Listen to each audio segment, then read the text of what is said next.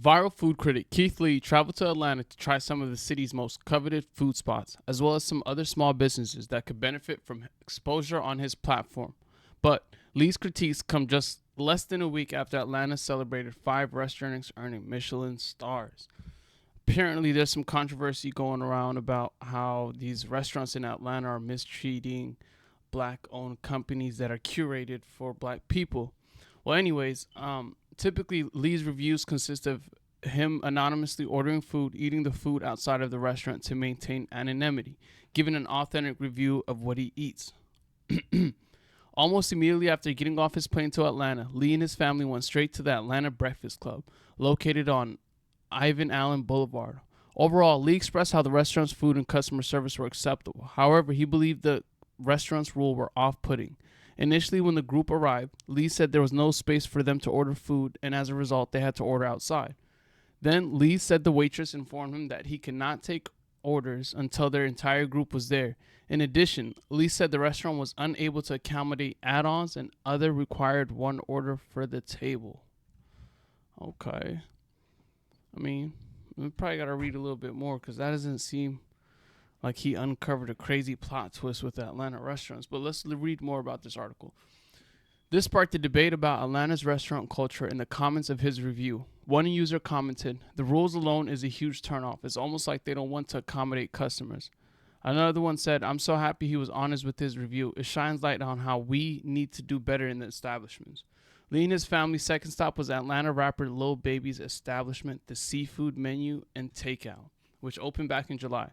Unfortunately, the shellfish and seafood are not cooked in separate oils, and Lee could not indulge due to his shellfish allergy. Instead, Lee allowed his wife and sister to taste the food.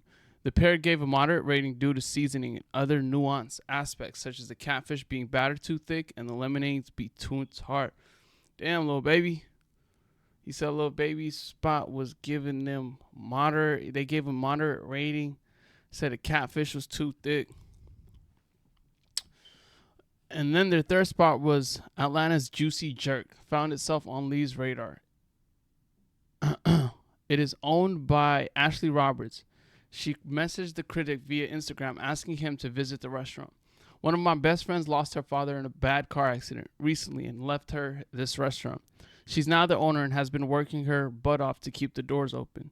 She said, "I heard you're coming to Atlanta, so this would mean absolutely everything to get if you were able to stop by and try the food."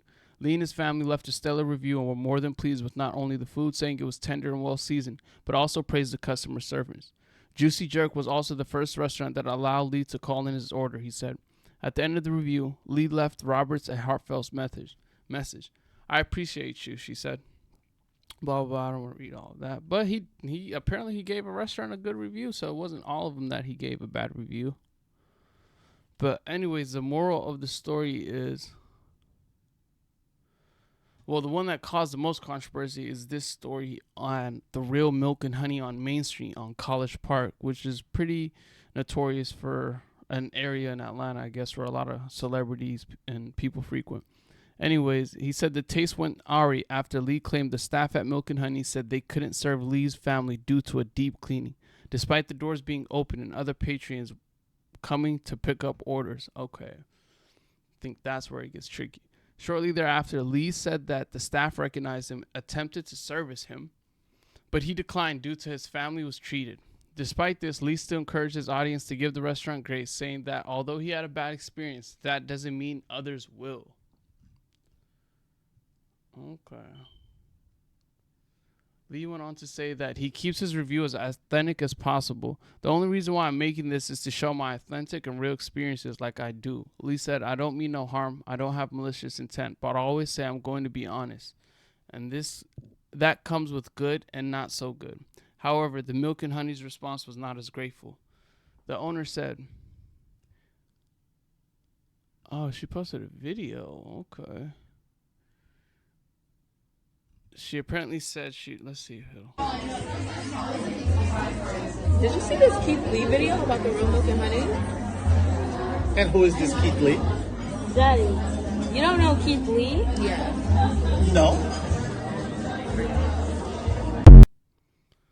So it's just them being sarcastic, saying they don't know who Keith Lee is after he reviewed them.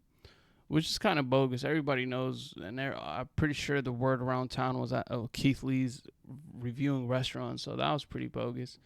Anyways, I think it's dope to have someone like keep it 100% honest and can't be bought. Like these restaurants, they have money. I'm pretty sure they can pay him to say certain things. So the fact that he maintains his integrity is pretty dope. So shout out to Keith Lee, man. Keep doing what you doing.